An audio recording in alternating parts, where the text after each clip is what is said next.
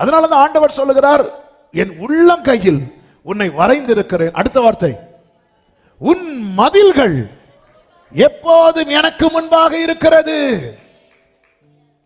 அவர் மதில கவனிக்கிறார், இதுல ஓட்டை இருக்குதா. அதனாலதான் திறப்பிலே நிற்கும்படி ஒரு மனிதனை தேடினேன்கிறார். நீ நில்லு.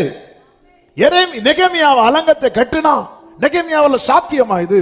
திராட்சரசம் பரிமாறுகிறவனுக்கும் அலங்கத்தை கட்டுறதுக்கும் என்னங்க சம்பந்தம் இருக்கு? ஆனா அவன் நின்னா பாருங்க, பரலோகத்தின் தேவன் காரியத்தை கை கூடி வர பண்ணினார்.